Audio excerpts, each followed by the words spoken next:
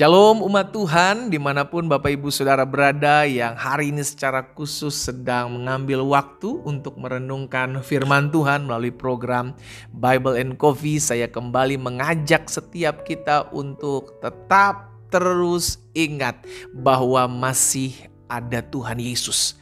Dalam hidup kita diperhadapkan dengan berbagai macam badai, berbagai macam angin ribut, berbagai macam persoalan.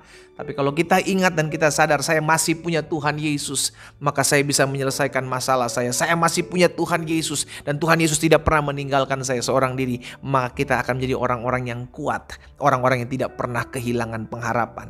Dan satu-satunya cara itu adalah dengan merenungkan firman Tuhan. Saudara yang dikasih dalam Tuhan, melalui program Bible and Coffee ini, saya kembali mengajak setiap kita, ayo sama-sama kita akan siapkan hati kita hari ini untuk merenungkan firman Tuhan.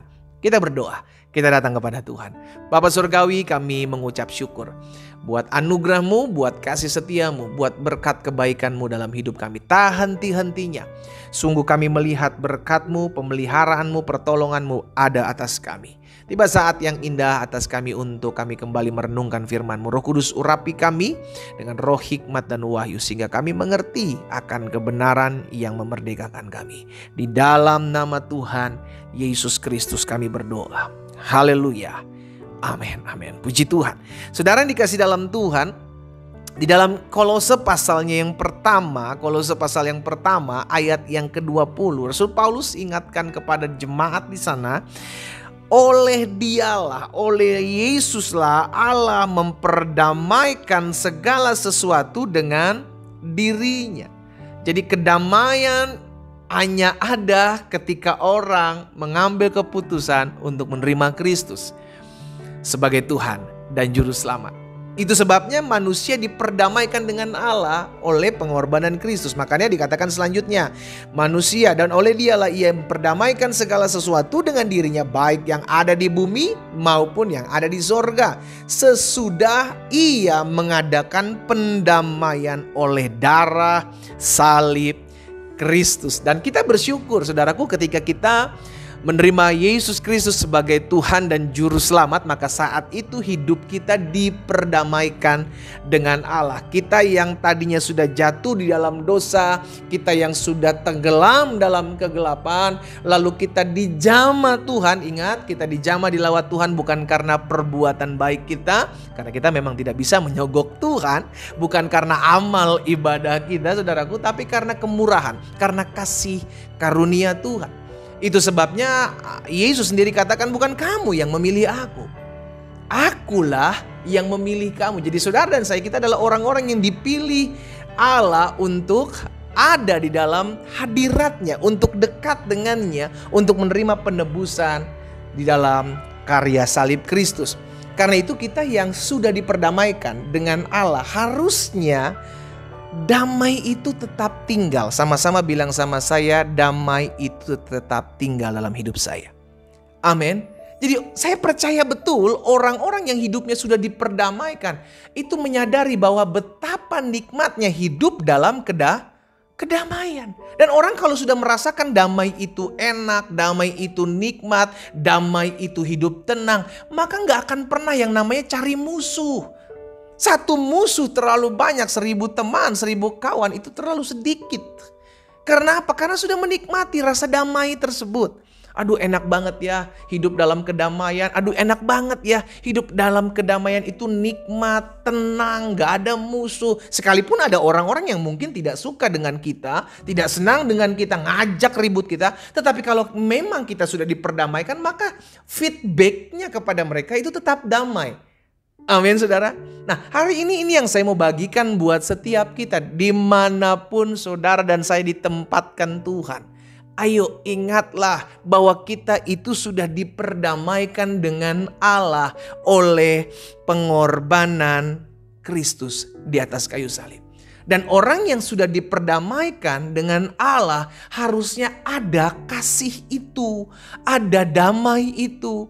Sehingga apapun yang menimpa hidup kita, apapun yang kita alami, apapun yang kita hadapi, Yang keluar itu rasa damai, rasa tenang. Engkau dihianati, engkau tetap damai. Mungkin kau berkata, pendeta enak gak ngalamin. Saya ngadepin dihianati suami, dihianati istri pak. Saya dihianati oleh orang yang saya tolong. Saya dihianati oleh orang yang pernah saya bantu. Saudara mungkin berkata demikian. Tetapi hidup kita tidak ditentukan dengan keadaan.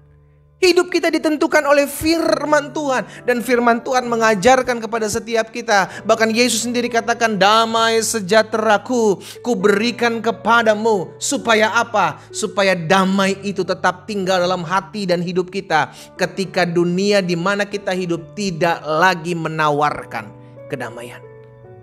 Karena sulit mencari kedamaian di tengah-tengah dunia ini. Alkitab jelas katakan dunia sedang lenyap dengan segala keinginannya. Alkitab katakan dunia sudah jatuh di tangan si jahat. Tidak ada lagi damai. Damai hanya bisa dibeli dengan uang. Itu pun damai palsu. Tapi kita yang menerima Kristus sebagai Tuhan dan Juru Selamat, damai itu tidak bisa dibeli dengan apapun. Iya kan, tidak bisa dibeli oleh apapun. Damai itu hanya engkau dapati ketika engkau menerima Kristus sebagai Tuhan dan Juru Selamat. Itu sebabnya kenapa Yesus mengajarkan penting tentang damai. Lihat Matius 5 ayat 9. Yesus bilang, berbahagialah orang yang membawa damai, karena mereka akan disebut anak-anak Allah. Jadi orang yang membawa damai itu berbahagia hidupnya. Sebaliknya orang yang suka ngajak ribut, orang yang suka ngajak bertengkar, orang yang selalu ngajak cari-cari masalah, itu gak pernah ngerasakan apa yang disebut dengan kebahagiaan. Hidupnya hampa, hidupnya kosong, makanya ketemu masalah ribut, ketemu orang yang mengkhianati balas dengan yang jahat. Beda dengan apa yang Yesus ajarkan. Berdoalah bagi mereka yang menyakitimu, ampunilah mereka yang mengkhianatimu, berdoalah bagi mereka musuhmu. Bagaimana bisa itu kita lakukan kalau kita tidak punya damai? Dan damai itu hanya kita dapati ketika kita menyadari kita sudah diperdamaikan dengan Allah di dalam Kristus. Itu sebabnya Tuhan Yesus menekankan bahwa pentingnya berdamai dengan sesama. Bukan hanya sekedar hubunganmu dengan Tuhan kau bilang damai, tetapi hubunganmu dengan sesama hancur. Itu sebabnya Yesus pernah katakan juga dalam Matius 5 ayat 24. Ketika engkau sedang memberikan persembahan korbanmu kepada Allah, ketika engkau mengingat akan sesuatu terhadap hubunganmu dengan sesama, apa Tuhan Yesus katakan? Tinggalkan terlebih dahulu persembahanmu di depan mezbah, pergilah berdamai dulu dengan saudaramu.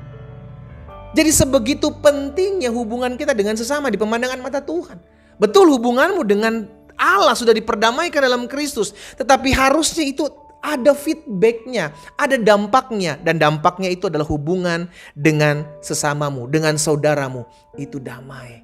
Yesus bilang, tinggalkan dulu persembahanmu di atas mezbah, pergi berdamai dahulu dengan saudaramu, lalu kembali untuk mempersembahkan persembahanmu itu. Jadi orang yang ngaku berdamai dengan Allah tetapi ribut sama saudaranya, ribut sama kakaknya, ribut sama adiknya, ribut sama mertua, ribut sama menantunya, ribut sama semua orang, iya kan? Tapi ketika datang beribadah kepada Tuhan, nangis-nangis bersyukur diperdamaikan. Sorry, bahasa saya, itu orang munafik, saudara. Itu orang munafik. Orang munafik mengaku dirinya diperdamaikan, berdamai dengan Allah, nangis-nangis, keluar dari ibadah, dia nangisin anak orang. Dia ngajak ribut semua orang. Itu orang munafik. Karena Yesus mengajarkan jelas, engkau mau berdamai dengan Allah, engkau berdamai dengan Allah, maka hubunganmu dengan sesamamu, dengan saudaramu pun harus berdamai. Tinggalkan persembahanmu itu, pergi berdamai dulu dengan sesamamu, dengan saudaramu, baru engkau kembali membawa persembahanmu itu kepada Allah. Amin.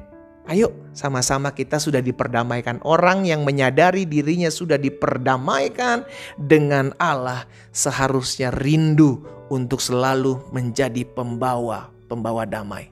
Dimanapun saudara dan saya ditempatkan Tuhan, yuk sama-sama kita jadi pembawa damai. Karena untuk itulah Tuhan mau kita ada. Kita berdoa, kita datang kepada Tuhan. Bapa, terima kasih buat setiap benih firman Tuhan, buat setiap kebenaran firman Tuhan yang sudah kami dengar. Kami diingatkan bahwa kami adalah dulu orang-orang berdosa yang sudah diselamatkan oleh anugerah Tuhan. Kami orang-orang yang bermusuhan dengan Allah diperdamaikan oleh darah salib Kristus. Dan hari ini kami diingatkan kalau kami sudah diperdamaikan dengan Kristus, dengan Allah, maka kami harus menjadi pembawa-pembawa damai. Karena kami adalah pembawa pesan kedamaian itu bagi orang-orang di sekeliling kami. Bapa, tolong kami semua. Hamba berdoa, biarlah kami dimanapun Tuhan tempatkan kami berada, kami diingatkan Kristus sudah mendamaikan kami oleh pengorbanan di atas kayu salib. Dan biarlah kami selalu diingatkan, kami adalah pembawa damai, kami adalah pembawa damai, kami adalah pembawa damai. Hamba berdoa, dimanapun umat Tuhan berada mengambil waktu merenungkan firman Tuhan saat ini, hati kami diberi damai, hati kami diberikan ketenangan, hati kami diberikan sukacita. Sehingga dimanapun Allah tempatkan kami berada, kami menjadi pembawa damai. Berkat-Mu ada atas setiap umat-Mu. Di dalam nama Tuhan Yesus Kristus kami berdoa. Haleluya. Amin.